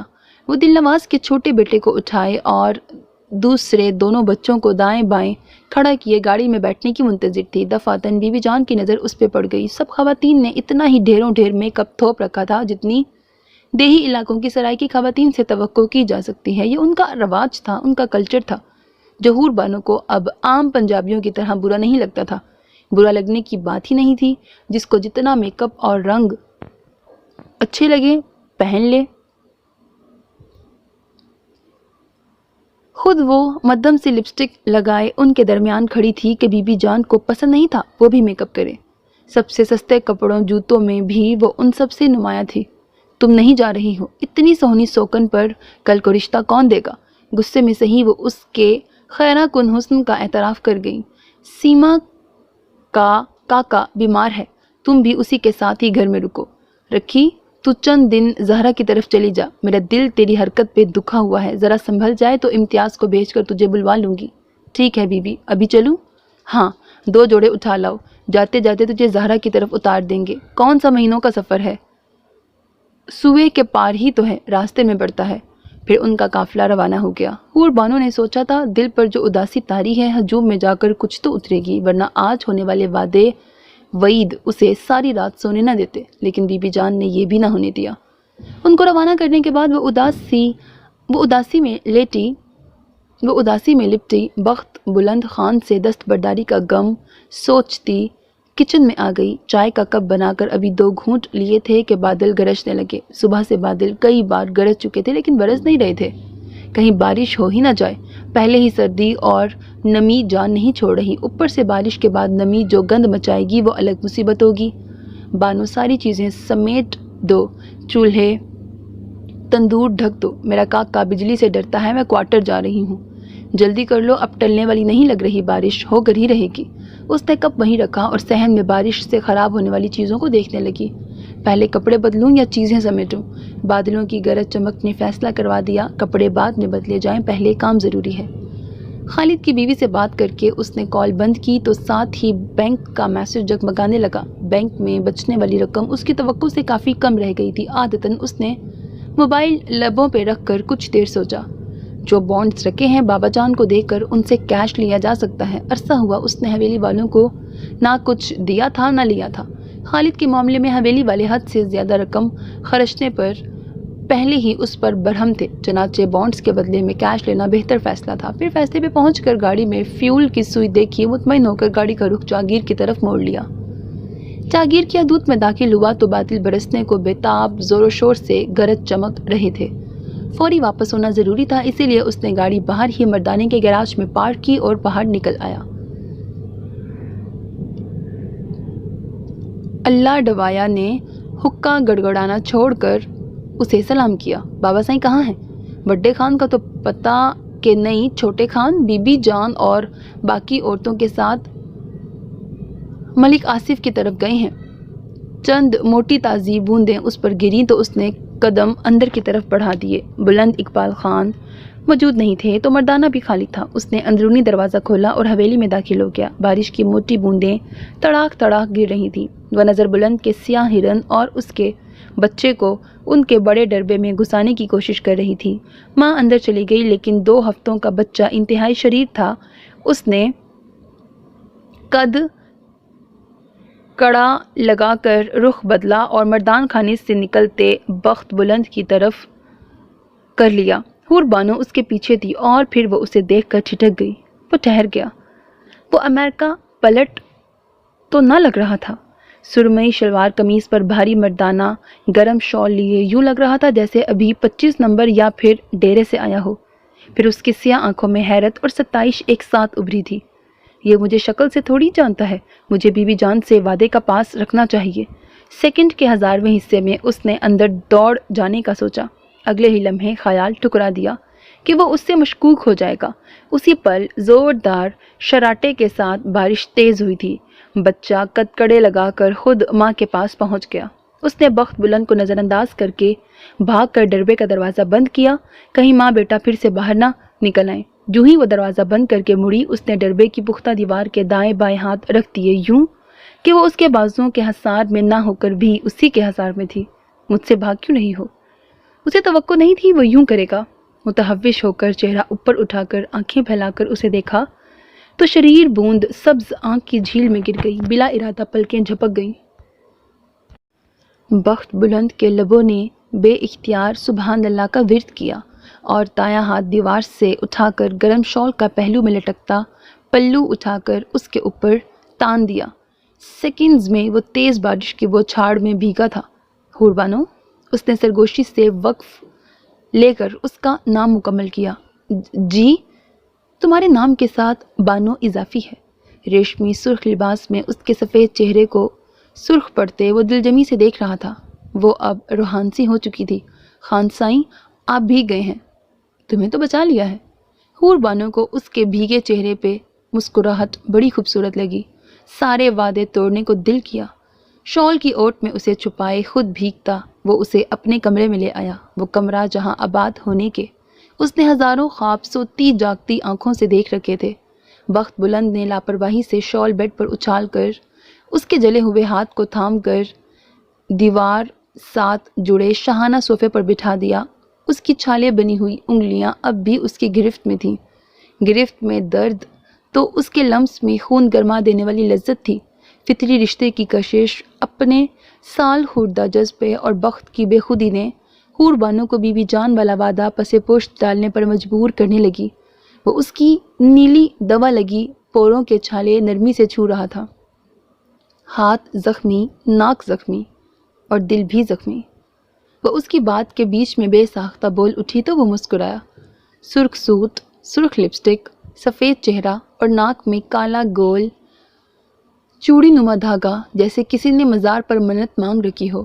بخت پانے کے لیے منتیں مانگنا نیا تو نہیں، بدبختی بھلا کس کو اچھی لگتی ہے؟ خان سائیں کپڑے بدل لیں، آپ کو بھی ٹھنڈ لگ جائے گی۔ بھی سے مطلب؟ مجھے کل زکام ہو گیا تھا۔ کچھ کھایا پیا کرو۔ جن کا امیون سسٹم ویک، میرا مطلب ہے جن کے جسم میں طاقت کم ہوتی ہے، ان کو ایسے مسائل ہوتے ہیں۔ کل رونے پہ زور دینے کی بجائے تمہیں جو شاندہ پینا چاہیے تھا۔ آپ کو پتہ تھا میں رو رہی ہوں، تو چپ کیوں نہیں کروایا تھا؟ وہ مان اور ناراضگی سے آنکھیں سکیڑے اسے دیکھ رہی تھی۔ اسے ہلتے لب، سکڑی آنکھیں ہی نظر آئیں۔ وہ کیا کہہ رہی تھی یہ نہیں سنا۔ یہ میر غالب تو سچے نکلے، میں خواہ کتابی سمجھتا رہا۔ عرصہ پہلے نصاب میں پڑھا میر، اسے بے وقت یاد آیا تو وہ بڑبڑایا۔ نازکی اس کے لب کی کیا کہیے، پنکھڑی ایک گلاب کی سی ہے۔ میر ان نیم باز آنکھوں میں ساری مستی شراب کی سی ہے۔ وہ جھک کر جوتے اور جرابیں اتارنے لگا، پھر جوتے سے نکلے اپنے پیر کے پنجے دبا کر پاؤں کو راحت دینی چاہی تو وہ دل سے مجبور ہو کر اس کے پیروں میں جا بیٹھی۔ پتہ نہیں کون لوگ چاہتے ہیں محبوب ان کے قدموں میں آئے، محبوب کے قدموں میں خود جانے کا نشہ ہی نرالا ہے۔ اس نے سلیما پھپھو کو پھپھا جان کے پیروں کے تلوے دباتے دیکھ رکھا تھا۔ وہ کہتی تھی اس سے جتنی بھی تھکن ہو اتر جاتی ہے۔ کوئی سال بھر پہلے اس نے مضمون پڑھ لیا کہ سارے جسم کا نظام پاؤں کے تلووں میں بھی مقید ہے۔ مخصوص پوائنٹس پر اگر انگلیاں رکھ کر دباؤ ڈالا جائے تو سچ مچ جسم کی تکان اتر جاتی ہے۔ اس نے تراشے پر بنی تصویر کے مطابق پریشر پوائنٹس والا تجربہ رکھی پر کیا تو نتیجہ مثبت نکلا تھا۔ وہ وہی کچھ بخت بلند کے تلووں سے کرنا چاہتی تھی۔ حور بانو نے دونوں ہاتھ اس کے دائیں پیر پر رکھ کر پیر اٹھانا چاہا تاکہ انگلیاں نیچے تلووں میں پہنچ جائیں تو کھلے بالوں کا ڈھیر بھی پہلو میں کارپیٹ اور اس کے قدموں پر گرا۔ جان لینی ہے تو شوق سے لو، آج سے دل اور جان دونوں تمہارے۔ اور پھر اس نے اسے نیچے اٹھا لیا۔ تمہاری جگہ یہاں ہے، ہمیشہ یہیں رکھوں گا۔ اس کا ہاتھ اٹھا کر اپنے دل پہ رکھا، بالوں کے ڈھیر کو ہاتھ کی پشت سے کمر کی طرف پھینک دیا۔ چند ڈھیٹ گیلے بال اب بھی شفاف گردن سے لپٹے تھے، وہ ہٹا کر شفاف سراہی پر محبت اور گرم جوشی سے بھرا بوسہ دے ڈالا۔ وہ بدک کر پیچھے ہٹی، یوں لگا بی بی جان دروازے میں کھڑی کہہ رہی ہیں تمہارا خاندان زبان سے پھر جاتا ہے، تو بھی مکر گئی۔ آپ کپڑے بدلنے میں چائے لاتی ہوں، آپ کہیں تو پہلے پانی لے آتی ہوں۔ اس کے لہجے، انداز اور بدن کی زبان شدید گریز کا اظہار کر رہی تھی، مگر سبز نشیلی آنکھیں بے بسی، مجبوری، محبت و خود سپردگی کی شعائیں برسا رہی تھیں۔ وہ الجھ گیا۔ بیڈ روم کی فضا میں جو محبت اور گرم جوشی جنم لے رہی تھی یکدم کھڑکی سے باہر نکل گئی۔ یہ شرم نہیں، گریز ہے۔ کیوں ہے؟ وہ اس کے پہلو سے نکل کر کھڑا ہوا کف لنکس کھول رہا تھا۔ وہ بھی اس کے برابر کھڑی ہو گئی۔ اس نے کف لنکس کھولے تو وہ بے اختیار نیلی دوا لگا ہاتھ پھیلا گئی۔ تب وہ خوبصورت سیاہ نگینے جڑے دھاتی کف لنکس اس کی ہتھیلی پر رکھ دیے گئے۔ یہ نشان دیکھ رہی ہو؟ اس نے خون سے بھرپور گلابی چوڑی ہتھیلی اس کے سامنے پھیلائی۔ تمہاری کلپ سے لگے زخم کے نشان ہیں۔ سارے گزرے سالوں میں تمہاری فقط یہ نشانی میرے پاس تھی۔ تم نے محبت کی کتابیں پڑھی ہوتی، فلمیں دیکھی ہوتی تو پتہ چلتا۔ ان میں اکثر کہتے ہیں میں نے ہر آتی جاتی سانس کے ساتھ تجھے یاد کیا۔ حور بانو، میں کہتا ہوں یہ زخم لگا کر تم نے اپنا آپ مجھ سے یاد رکھوایا۔ میرے ساتھ بارہا ایسا ہوا، بھری محفل میں کچھ کھاتے اس نشان پہ نظر پڑی تو تمہارا خیال آ گیا۔ وہ خیال مجھے محفل میں تنہا کر جاتا تھا۔ اس خیال میں محبت نہیں، تکلیف تھی کہ میں تمہاری تکلیف کا سبب ہوں۔ میں بزدل سا شخص ہوں، جتنی تکلیفیں لوگوں کو دینی تھیں دے چکا، اب کسی اور کو تکلیف نہیں دینا چاہتا۔ ضمیر کے سامنے کھڑا نہیں ہوا جاتا، راتوں کی نیند روٹ جاتی ہے۔ اتنا بزدل ہوں کہ اچانک حویلی کے صحن میں آسمانی بجلی گری تھی۔ وہ جو بغور اسے سن رہی تھی شدید دھماکے سے چیخ اٹھی۔ بخت بلند نے ہاتھ بڑھا کر اسے ساتھ بھینچ لیا۔ کھڑکیوں کے شیشے ابھی تک لرز رہے تھے، وہ اس کے سینے سے لگی لرز رہی تھی۔ اب یہ نہ کہنا تم مجھ سے بڑھ کر بزدل ہو۔ حور بانو نے اس کی ٹھیٹھ سرائکی میں مسکراتا لہجہ بنا دیکھے بھی محسوس کیا۔ اس سے دور رہنا زندگی سے دور رہنا ہے۔ اس سوچ نے اسے زار زار رلا دیا۔ رونے کی کیا بات ہے کملی؟ بجلی اوپر چڑھ گئی ہے، مجھے دیکھنے دو، کوئی جانی نقصان تو نہیں ہوا؟ وہ حسار توڑے منتظر رہا، اس نے چھوڑا ہی نہیں بلکہ پہلے سے بڑھ کر مٹھیاں بھینچ لی۔ رونے میں بھی شدت آ گئی۔ حور بانو، صبح میری خالد لوگوں کے ساتھ دبئی کی فلائٹ ہے، مجھے جلد ملتان پہنچنا ہے، اب بس کرو، شاباش، آؤ باہر چیک کریں کسی چیز پہ گری ہے۔ وہ برابر چلتے صحن میں آئے تو سیما اللہ ڈبایا اللہ یار بھی صحن میں داخل ہو رہے تھے۔ ہرن کے ڈربے کی دیوار کے پاس کئی فٹ گہرا گڑھا تھا۔ ڈربے کا ایک کونا مسمار تو نیم کے درخت کا بہت بڑا اور صحت مند تنا ٹوٹ چکا تھا۔ سیاہ ہرن کا سیاہ بچہ جان کنی میں تڑپ رہا تھا۔ آسمانی بجلی جاگیر میں اکثر گر کر جانی نقصان کر جاتی تھی۔ تم لوگ ٹھیک ہو؟ جی ہاں خان جی، پر بہت بڑا نقصان کر گئی ہے، یہ بچہ نہیں بچے گا۔ بخت بلند نے تعصب سے ہنکارا بھرا، اللہ یار اس کی تکلیف ختم کرو، تکبیر بریکٹ ذبح کر دو۔ سیما نے بھاگ کر چھری اللہ یار کے ہاتھ میں دی۔ بخت بلند نے ماں ہرن کو ٹٹول کر چیک کیا کہ وہ ٹھیک ہے، تسلی کے بعد اللہ ڈوایا کو حکم جاری کیا، ماں کو وہاں سے لے جاؤ تاکہ اللہ یار بچہ ذبح کر کے اسے تکلیف سے نجات دلا دے۔ بارش کی اب کوئی بوند گر رہی تھی۔ حور بانو اندر جا رہی تھی تاکہ معصوم بچے کو نہ دیکھ سکے۔ اسے بخت بلند کی دھاڑ نے پیچھے پلٹنے پر مجبور کر دیا۔ ہاتھوں میں جان نہیں ہے، عورتوں کی طرح کانپ رہے ہو، دفع ہو جاؤ۔ پھر اس نے اسے زمین پر بیٹھ کر اللہ اکبر کہتے سنا اور آنکھیں میچ ڈالیں۔ کسی کے آخری لمحات آسان کرنا بھی نیکی ہے۔ گھنٹہ بھر تڑپ کر بھی اس کا یہی انجام ہونا تھا۔ وہ اس کے پاس سے گزرتا اپنا فلسفہ سنا رہا تھا۔ وہ فقط جی ہی کہہ سکی۔ اسٹرانگ سی چائے بنا کر لے آؤ، مجھے 10-15 منٹ میں نکلنا ہے، بہت دیر ہو گئی ہے۔ موسم کی وجہ سے ڈرائیو بھی احتیاط سے کرنی پڑے گی۔ سیما اس کے کھلے گریبان، کھلے کف اور پہلو میں چلتی حور بانو کو دیکھ کر اتاہ صدمے میں تھی۔ اسے اپنا کاکا بھول گیا، وہیں سر پکڑ کے بیٹھ گئی۔ پھر اس نے حور بانو کو اس کے کمرے میں چائے لے جاتے بھی دیکھا۔ اب کچھ دیکھنے کی گنجائش کہاں بچی تھی؟ بی بی جان کسی کو نہیں چھوڑیں گی۔ مرے قدم اٹھاتی وہ کوارٹر کی طرف چل دی۔ حور بانو اس کی حسب منشا چائے لے کر آئی تو دروازہ ادھ کھلا تھا۔ وہ بیڈ کے کونے پر پیر رکھے جوتوں کے لیسز باندھ رہا تھا۔ خالد وہ آدمی ہے جس کا میری گاڑی سے ایکسیڈنٹ ہوا تھا۔ میں نے اس کی اور اس کی بیوی بیٹے کی جان لینے میں کوئی کسر نہیں چھوڑی تھی۔ میں نے تمہیں بتایا نا، میں بزدل سا شخص ہوں، ہر قسم کی برائی شان سے کی ہے، پر انسانی جان میں نہیں لے سکتا تھا۔ یہاں تو 3 لوگ تھے جن کی جان جا رہی تھی۔ اس نے چائے کا گھونٹ بھرا۔ وہ سر پر سرخ آنچل لیے کھڑی رہی۔ وہ چائے کے سپ لیتا بولتا رہا اور جانے کون سے کاغذ نکال کے بیڈ پر پھینکتا رہا۔ خالد بھائی کی فیملی اور میری دعاؤں سے وہ تینوں بچ گئے، لیکن خالد کوما میں چلا گیا۔ میرے لیے یہ سارا وقت بہت تکلیف دہ تھا۔ ان کی بیوی، بچے اور والدین کا بلکنا مجھ سے نہیں دیکھا جاتا تھا۔ US بھاگ گیا۔ وہاں بھی روزانہ ڈاکٹر سے بات ہوتی تھی، پر دل کو چین نہیں تھا۔ پاکستان کی طرف پلٹنے کا خیال ہی میرے اعصاب توڑ دیتا تھا۔ اللہ سائی نے مجھ گناہ گار پر ایک اور کرم کر دیا۔ یہ کوما ختم ہونے کا بھی معجزہ ہو گیا۔ اب ان کے گردن کے مہروں میں مسئلہ ہے۔ دبئی میں انڈین ہسپتال ہے، وہاں میرے انڈین کولیگ کے بھائی سینئر ڈاکٹر ہیں۔ اب انہیں وہاں لے کر جا رہا ہوں۔ دعا کرنا وہ ٹھیک ہو جائیں۔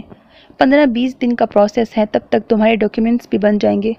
اس نے چائے کا کپ اس کی طرف بڑھایا اور نکاح نامہ الٹ پلٹ کر دیکھا۔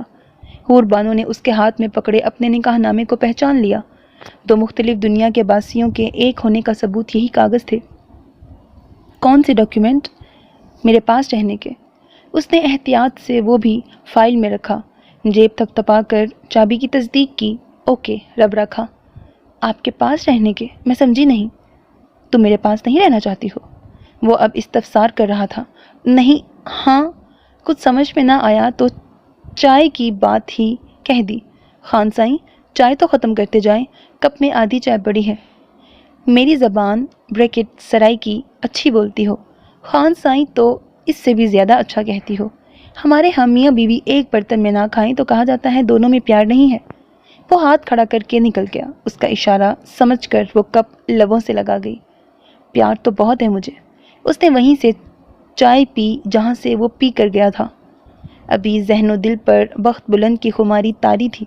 اسے بی بی جان، اپنا وعدہ اور حویلی، کسی کی بھی کچھ پرواہ نہیں تھی۔ تجھے خان بخت بلند کا پتہ نہیں ہے، ہرن کے بچے کی طرح ذبح کر ڈالے گا تجھے، یاد ہے نا کیسے کیا تھا؟ سائیں سجاول کی بات مان لو، ساری زندگی عیش کرو گی۔ میں لعنت بھیجتی ہوں تم پر، تمہارے سائیں سجاول پر، دفع ہو جاؤ۔ اس نے اسٹیل کا پانی سے بھرا گلاس اس کی طرف پھینک دیا۔ اللہ یار کو ہاتھ نہ اٹھانے کا حکم تھا، ورنہ وہ اب تک کیا سے کیا کر چکا ہوتا۔ اللہ یار تم جاؤ، گودام کے آس پاس رہنا۔ سجاول نے اپنے خاص چمچے کو حکم جاری کیا۔ ٹھیک ہے سائیں، آپ بے فکر رہیں۔ سجاول سر جھکا کر ہٹ میں داخل ہوا۔ ہٹ بھی ان کے کلچر کی خاص پہچان تھی۔ میں تجھے پہلے بتا چکا ہوں، بخت بلند کو بچپن سے ہی عورت کی خوبصورتی سے نہیں کردار سے غرض ہے۔ تمہاری بد کرداری، دغا بازی تو پوری جاگیر نے دیکھی ہے۔ اب تجھے بخت سے کچھ نہیں ملے گا، میری مان لے۔ اللہ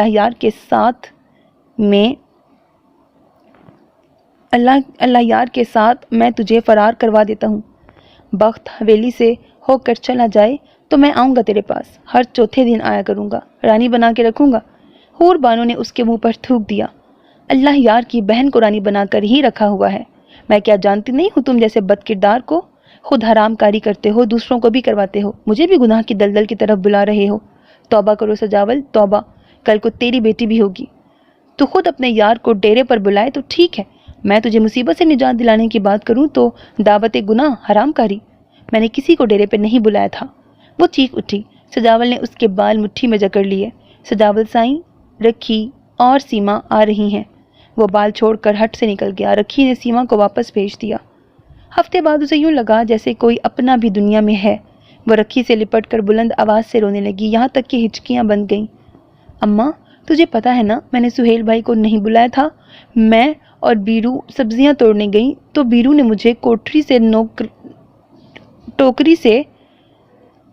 مجھے کوٹری سے ٹوکریاں اور درانتی لانے کا کہا۔ کوٹری میں گئی تو اندر سہیل بھائی تھے، باہر سے کسی نے کنڈی لگا دی۔ یہ سازش سجاول نے رچائی ہے، میں بے قصور ہوں۔ وہ زاروں کی تار رو رہی تھی۔ میں نے سہیل بھائی کو نہیں بلایا، سجاول نے دھوکہ کیا ہے۔ سجاول نے نہیں، میں نے بلایا تھا سہیل کو۔ رکھی نے آنکھیں صاف کی۔ تو نے کیوں بلایا تھا اماں؟ تاکہ تو بخت بلند کی نظروں میں گر جائے۔ اماں؟ اس کی آنکھیں پھٹ گئیں۔ نہیں ہوں میں تیری اماں، میں بی بی جان کی سہیلی ہوں، میں حویلی کی وفادار ہوں، خان فرزند کی وفادار ہوں۔ تو سب کی رکھی تھی، میں نے تجھے ماں بنایا، تو نے مجھے بد کردار۔ رکھی نے اسے ساتھ لگا کر خود بھی رونا شروع کر دیا۔ اماں، تو ایک بار کہہ کر تو دیکھتی، میں تیرے لیے جان دے دیتی۔ یہ تو نے کیا کیا، یہ کیسے کر دیا؟ اماں کہہ دے، تجھے بی بی جان نے مجبور کر کے زبردستی یہ سب کروایا؟ نہیں، مجھے کسی نے مجبور نہیں کیا، یہ جو کیا میں نے خود کیا۔ سہیل وڈا افسر ہے، تیرا ہم زبان ہے، تیری ذات برادری کا ہے، تم لوگ ایک جیسے ہو، وہ تیرا ہمدرد بھی ہے۔ ادھر سے تجھے کچھ نہیں ملے گا، تو حویلی والوں سے مختلف ہے، ہمیشہ مختلف رہے گی۔ اکیلے بخت بلند کے تجھے اپنانے سے کیا فرق پڑ جائے گا؟ کچھ نہیں۔ اس طرح تو خانوں نے شہروں میں اپنی پسند کی کوئی نہ کوئی عورت رکھی ہوتی ہے، دل بھر جانے پر اس کی چھٹی کر دی جاتی ہے۔ وہ نفرت، دکھ اور حیرانی سے رکھی کو دیکھے جا رہی تھی۔ اس رکھی کو تو وہ جانتی تک نہ تھی۔ میری تھی فرزند اقبال کا جوان بیٹا تیرے بھائی نے قتل کیا تھا۔ وہ تیرے بھائی کو نیچا دکھانے کے لیے، بدلہ لینے کے لیے، ذلیل کرنے کے لیے تجھے حویلی لایا تھا۔ اس لیے نہیں کہ بخت بلند تجھے سر آنکھوں پر بٹھا لے، تجھے حویلی کی کنوار بنا دے، تجھ سے حویلی کی نسل چلائے۔ اس بات پہ کوئی راضی نہیں۔ خان بلند اقبال بھی اپنے بھراو سے متفق ہیں۔ صرف صفیہ بی بی کہتی ہیں جو فیصلہ بخت کرے گا وہ بخت کے ساتھ ہیں۔ بخت بلند کو زال خالص پسند ہے، اس لیے تجھے اس کے دل سے اتارا گیا ہے۔ اب حویلی والے سارے خوش اور مطمئن ہیں۔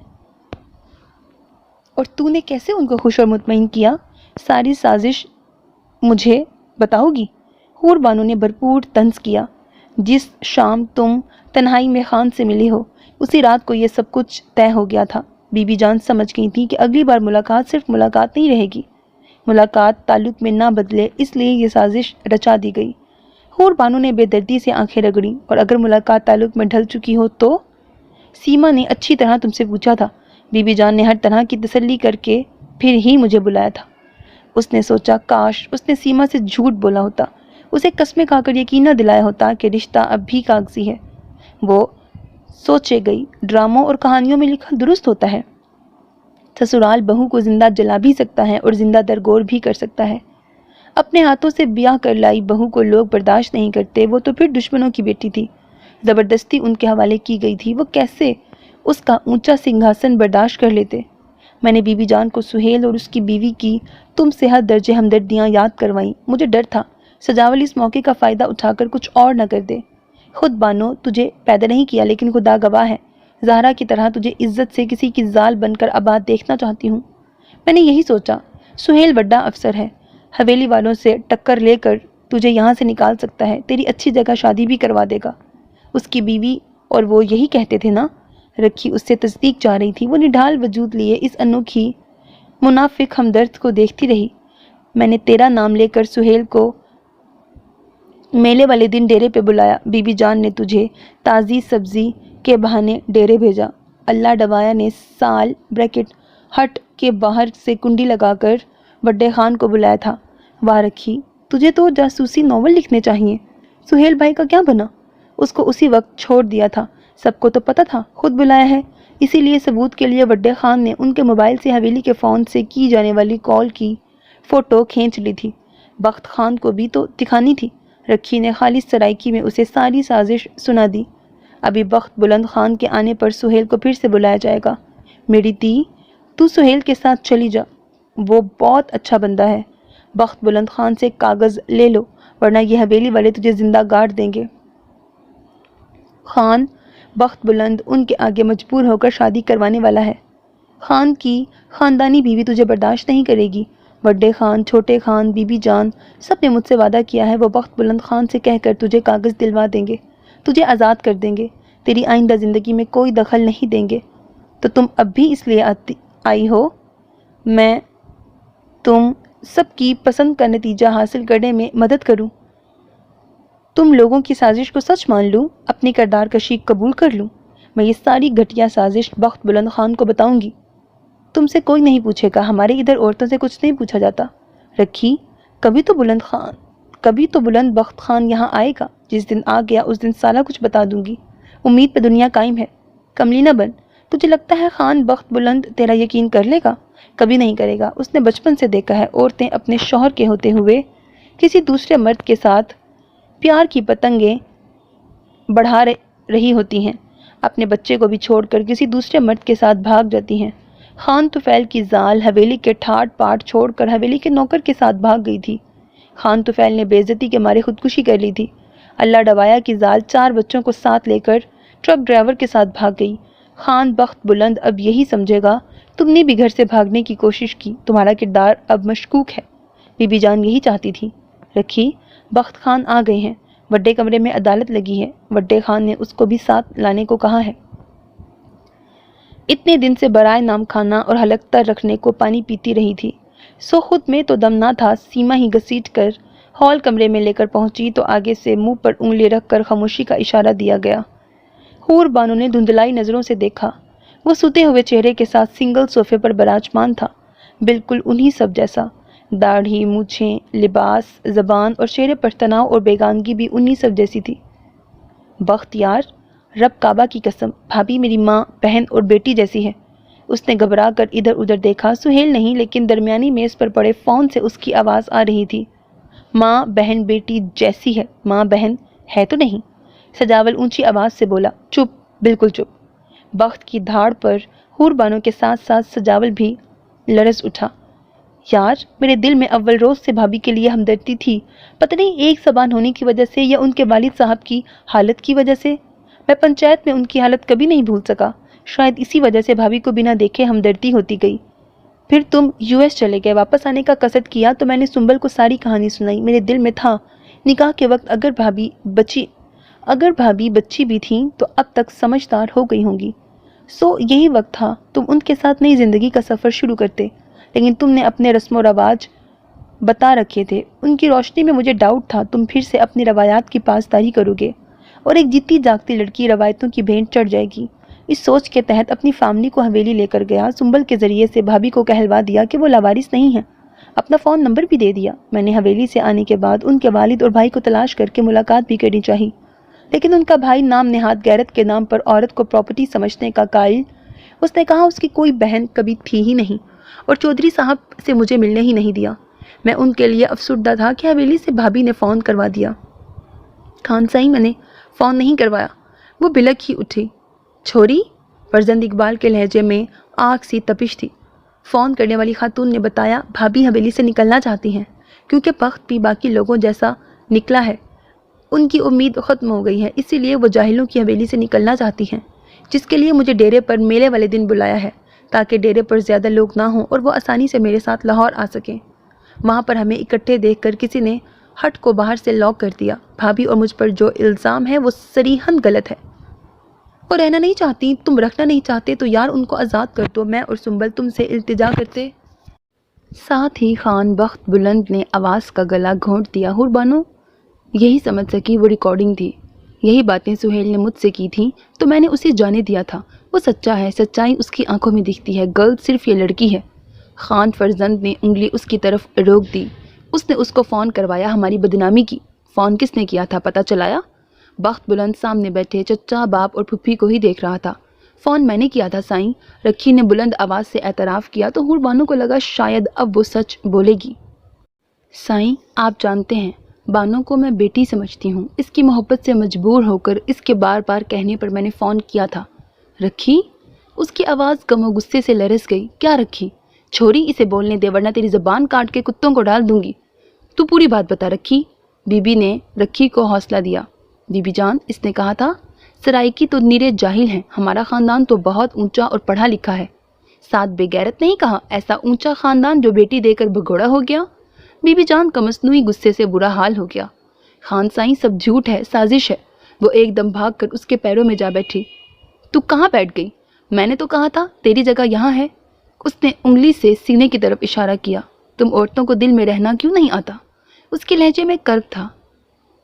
سیما دور کرو اسے میرے بچے سے۔ بی بی جان نے زوردار گرج سے سیما کو حکم دیا۔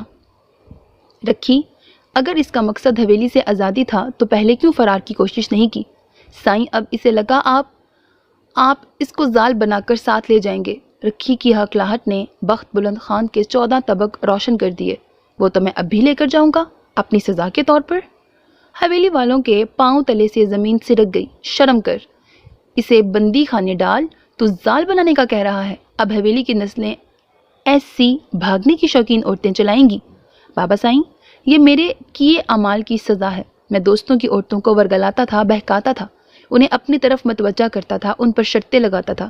جب وہ میری حیثیت کی وجہ سے میری طرف متوجہ ہو جاتی تو چھوڑ دیتا تھا، یاروں کو تانے دیتا تھا۔ یار دیکھو تمہاری دوست میری عورت بننے کو بھی تیار بیٹھی ہے، تیرے ساتھ مخلص نہیں ہے۔ میں نے لوگوں کے تعلق توڑوائے ہیں، گناہ کیے ہیں، سزا تو ملنی تھی۔ خان سائیں اللہ آپ سے راضی ہے، اللہ آپ کو سزا نہیں دے گا۔ اس نے آپ کو حویلی سے دور رکھ کر آپ کو کندن سزا دینے کے لیے نہیں بنایا۔ سزا دینی ہوتی تو آپ انہی کی طرح پتھر ہوتے، بے حس، ظالم اور بے حمیت، اپنے ہی بیٹے کی عزت کو تار تار کرنے والے۔ بی بی جان نے حور بانو کو چپ کرانے کے لیے وہی حربہ اختیار کیا جو ہر طاقتور اختیار کرتا ہے۔ تھپڑ لگنے سے اس کی ناک میں موجود سیاہ دھاگا کھل گیا، دھاگے پر خون کی سرخ بوند نمودار ہو گئی۔ انہیں لگا بخت اس کی بات بغور سن رہا ہے تو اونچا بول کر اس کی توجہ ہٹانے لگی۔ ہم بے حمیت ہیں، تم کیا ہو؟ سیما ادھر لاؤ وہ پوتلی۔ بی بی جان نے غیظ و غضب میں آ کر وہ مخملی پوتلی درمیانی میز پر الٹ ڈالی۔ یہ زیور اس نے حویلی سے فرار ہونے کے لیے اللہ یار کو دیے اور بے حمیت ہم ہو گئے۔ حور بانو کو تو جیسے دورہ پڑ گیا۔ یہ زیور اس کے پاس میکے اور ماں کی آخری نشانی تھے۔ رکھی یہ بھی بی بی جان کو دے دے گی، اس نے خوابوں میں بھی ایسا نہ سوچا تھا۔ اس نے پاس بیٹھی رکھی کو گردن سے دبوچ لیا۔ میں نے ماں دیکھی نہیں پر ہمیشہ تجھے ماں سمجھا، تو نے میری ماں کی نشانی؟ وہ نڈھال ہو کر دنیا سے بے خبر ہو گئی۔ بخت بلند کو سالوں پہلے کا منظر یاد آیا۔ وہ تب بھی حویلی سے فرار چاہتی تھی اور اس کے بے رحم تھپڑ کا نشانہ بنی تھی۔ اس بے رحمی کی نشانی اس کی کلائی گھوڑا تیلی پر موجود تھی۔ بخت بلند نے اس نشانی پر انگوٹھا پھیرا اور پھر فیصلے پر پہنچ گیا۔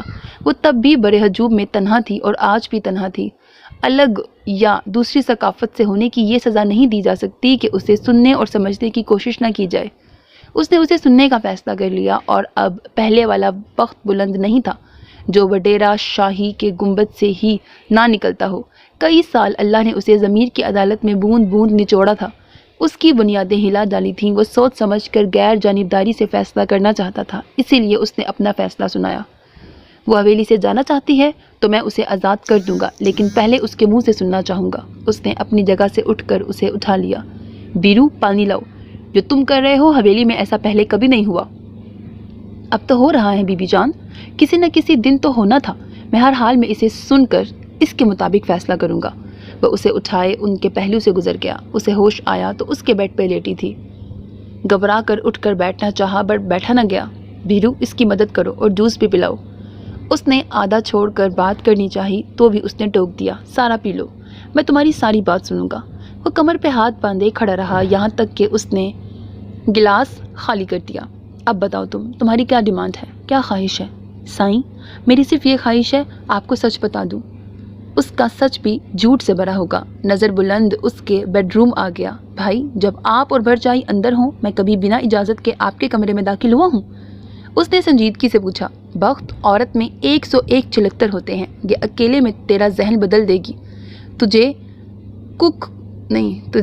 کک سمجھ میں نہیں آئے گی اور یہ تجھ سے اپنی پسند کا فیصلہ کرا لے گی۔ آپ جا سکتے ہیں، اب تم بولو۔ نظر بلند خان چلا گیا۔ اب وہ اکیلے تھے۔ آپ میرا یقین کریں گے؟ اس نے اس کے بکھرے اجڑے حلیے کو دیکھا۔ پہلے بات مکمل کرو، میں یقین کا فیصلہ بعد میں کروں گا۔ وہ بولتی رہی۔ وہ پتھر چہرے کے ساتھ سنتا رہا۔ آپ کو یقین آیا؟ اس نے بےتابی سے پوچھا۔ تم نہا کر یہ گندے کپڑے بدل کر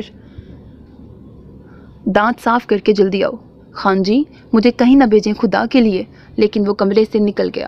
وہ اس کے حکم کے مطابق نہا کر بدبو سے اٹے کپڑوں سے نجات حاصل کر کے دانت صاف کر کے آئی تو سجاول سوجے منہ اور ناک کے ساتھ اب صوفے کی بجائے زمین پہ بیٹھا تھا۔ پیر پکڑو اس کے، معافی مانگو۔ بخت بلند نے سجاول کو ٹھوکر ماری تو اس نے اپنے ہاتھ حور بانو کے پیروں پہ رکھنے چاہے، وہ بدک کر پیچھے ہٹ گئی۔ معافی دے دو بھرجائی۔ اس نے حیرت سے بھرجائی سنا، پھر اپنے بخت کو دیکھا، یہاں تک کہ اپنے بخت کے بلند ہونے کا یقین آ گیا۔ امتیاز؟ حاضر سائیں۔ اس کو لے جا کر بندی خانے میں ڈال دو۔ اس نے رکھی کی طرف اشارہ کیا۔ حور بانو، آپ اپنی 5 ایکڑ زمین حویلی والوں کو بیچنا چاہیں گی؟ میرا مشورہ ہے بیچ دیں۔ جب آپ نے یہاں رہنا نہیں ہے تو زمین رکھنے کا کوئی فائدہ نہیں۔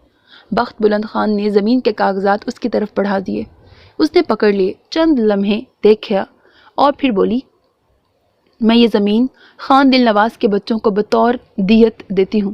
بخت بلند نے ایک دم سر اٹھا کر اسے دیکھا۔ وہ اب اسے اپنی ٹکر کی لگی۔ پیپرز آپ لوگوں تک جلد پہنچا دوں گا۔ ہم کمینوں اور نام نہاد چودھریوں کی خیرات نہیں لیتے۔ قتل کر کے بیٹی دے کر معاف کروا لینا انصاف تو نہیں ہے۔ بی بی جان نے گویا سب کی نمائندگی کی۔ وہ جو اس کا ہاتھ پکڑ کر ہال سے نکلنے والا تھا رک گیا۔ حور بانو میز سے اٹھا کر مخملی پوٹلی سینے سے لگائے کھڑی تھی۔ بی بی جان، انصاف کا تقاضا تو یہ بھی ہے، آپ سب کو بھی 10 دن بندی خانے میں رکھا جائے، سزائیں دی جائیں، ساتھ کردار پر تہمت لگانے کی پاداش میں کوڑے بھی مارے جائیں۔ کیا میں آپ سب کے ساتھ یہ انصاف کر سکتا ہوں؟ نہیں بی بی جان، نہیں کر سکتا۔ اسی لیے انصاف کا نام نہ لیں۔ بی بی جان، روایتیں رشتوں سے زیادہ اہم نہیں ہوتی۔ آپ نے روایتوں کی جڑوں میں مجھے اور ایک بے گناہ کو کاٹ کر رکھ دیا۔ بیوی تھی میری، اور آپ نے ایک نظر التفات کی یوں سزا دی کہ میری عزت خاک میں ملا دی۔ خدا حافظ۔ وہ حور بانو کے ساتھ پھولوں کی روش عبور کر رہا تھا جب اس نے صفیہ خانم کی آواز سنی، کنوار کو خالی جھولی تیرے ساتھ کیسے رخصت کر دوں؟ اس نے پیتل کا بھاری کٹورا نیچے رکھا، بغل سے سرخ آنچل نکال کر حور بانو کے کندھے پہ رکھ دیا۔ کنوار، سرخ پلو کھول۔ پھر وہ پلو خشک میووں اور گڑ سے بھر دیا۔ شالا جوانیاں مانو، دودھو نہاؤ، پوتو پھلو۔ چاچو، میں آپ کے لیے بہت خوش ہوں۔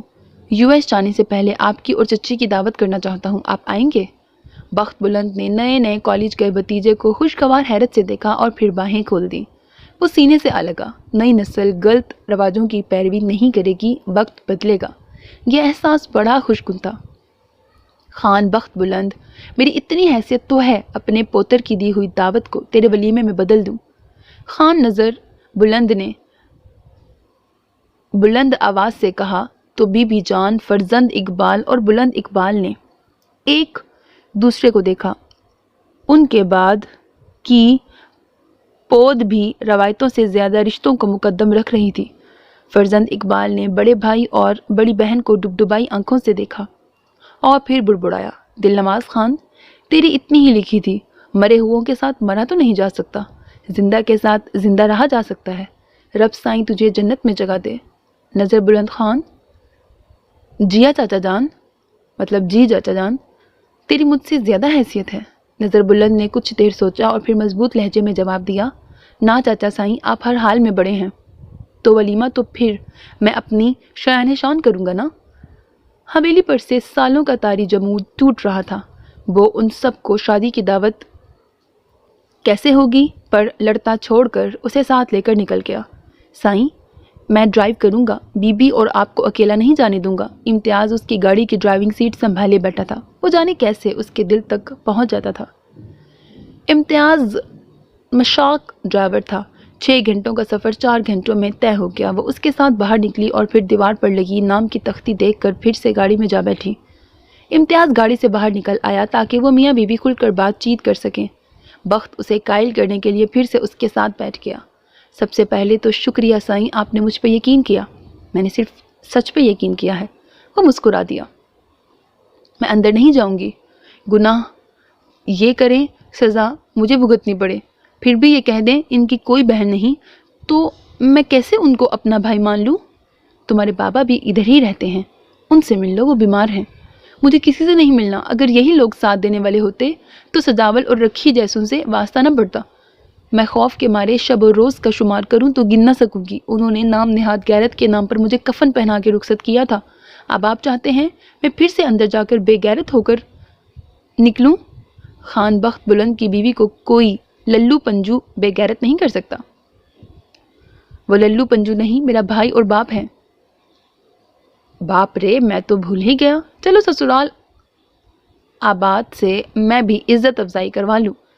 تم نے اتنے سال اکیلے کروائی ہے، تھوڑی بے عزتی کرا کہ تمہارے سامنے سرخرو تو ہو جاؤں۔ سرخرو ہو کر تمہیں سرخ جوڑے میں دیکھنے کا مزہ ہی الگ ہوگا۔ وہ سنجیدہ ہی رہی۔ چلو میں جا کے ماحول سازگار کرتا ہوں تاکہ بیگم صاحبہ کو وہ لوگ خود گاڑی سے اتار کر لے جائیں۔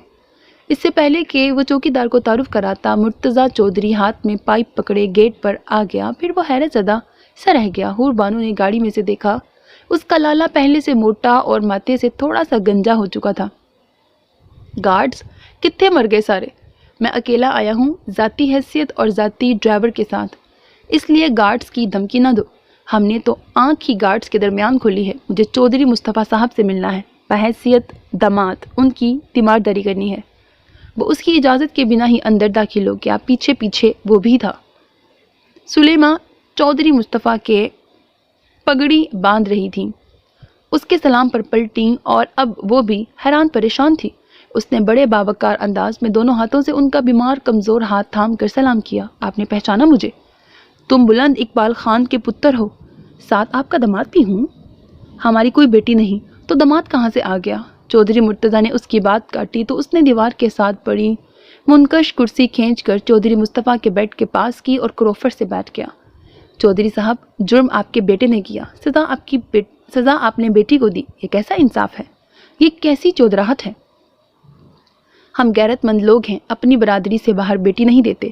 یہ تو پھر برادری تو کیا ثقافت ہی الگ تھی۔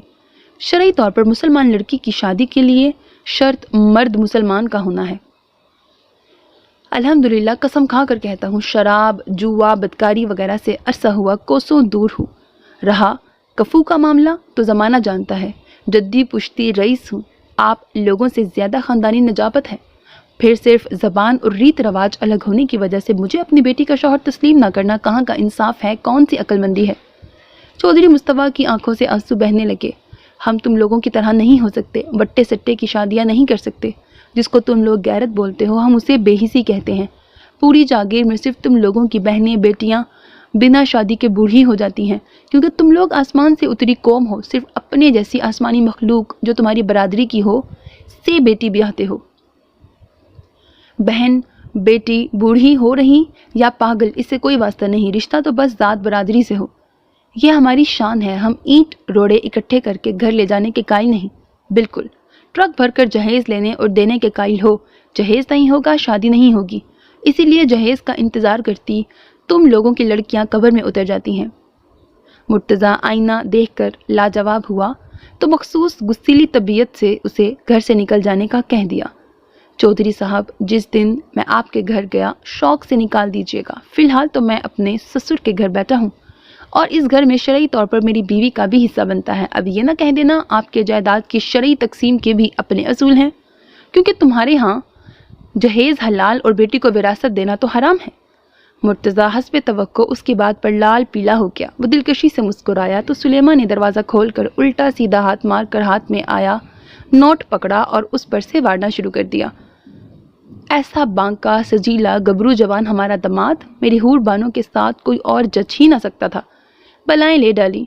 चौधरी साहब, आपने कहा था ख़ानदानी लोग किसी बाप के दिल को पैरों तले नहीं रोनते, एजाज़ की तरह सीने पे सजा लेते हैं। मैंने सजा लिया है। इतवार को बाबा साईं ने मेरे और हूर बानों के एजाज़ में आम दावत और जश्न रखा है। जागीर के अलावा शहर के सरकर्दा लोग भी मदऊ हैं। आप भी आएंगे तो हूर बानों का वक़ार बढ़ेगा। वहाँ के लोग सादा हैं। जब आप और हम लोगों को मुख्तलिफ कल्चर से ताल्लुक़ रखते हुए भी रिश्तेदारी की डोर में बंधे देखेंगे तो तकलीद करेंगे। अच्छे रिश्तों के इंतज़ार में बैठी लड़कियों के लिए दूसरी कौमियत में रिश्ते देखने से झिझकना छोड़ देंगे। यकीन करें, ये बुरा सौदा नहीं है। वो उनके हाथ मोहब्बत से थामे हुए था। वो कैसी है? चौधरी मुस्तफ़ा पहली बार बोले। आवाज़ कमज़ोर और मध्यम थी, लेकिन उसमें दर्द महसूस किया जा सकता था। आप खुद देख लें, वो मेरे साथ आई है। उसने नरमी और गर्मजोशी से उनका हाथ दबाया और इम्तियाज़ को कॉल मिला ली। बीबी को अंदर ले आओ। मुर्तज़ा, बहन को तुम खुद लेकर आओ। लाला, वो आप पर कुर्बान हुई थी। वो हवेली ना जाती तो आप ऊपर चले जाते। मैंने आज अपने भाई का खून आपको माफ़ किया। फिर घंटा भर बाद गिले शिकवे धोकर वो यूं शेरो शुक्र थे जैसे बीच के साल ज़िंदगी में आए ही ना हों। हूर बानो और बख्त बुलंद जब भी आपस में मुखातिब होते तो बेखबरी में सराइकी ही बोल रहे थे। मासी नज़ीरा आखिरकार बोल ही पड़ी, सुलेमा बाजी, तुस्सी कुड़ी सराइकी दे ब्याई है। ब्रैकेट बाजी, आप लोगों ने लड़की सराइकियों में ब्याहती हुई है। लहजे में इस्ताजाब और तासुब दोनों शामिल थे। हाँ जी, पंजाबियों में भी किसी का बख्त इतना बुलंद नहीं था जो हमारी हूर बानों का बख्त बनाते। सुलेमा ने खुश दिली से जवाब दिया तो सब मुस्कुरा दिए। हूर बानों ने बाप और भाई का चेहरा एक बार से देखा, कहीं शर्मिंदगी की लहर न मिली बल्कि इत्मीनान ही नज़र आया तो वो मुस्कुराती। ख़त्म शुद। So मेरे अजीज़ listeners, this was the end of the novel To बख्त मेरा तो तख्त मेरा। Hope that you like it. अपना बहुत ख्याल रखिएगा नेक तमन्नाओं के साथ। अल्लाह हाफिज़ and don't forget to subscribe to my channel because that's how you can encourage me and that's the only kind of support and encouragement which I want from all of you. Allah Hafiz.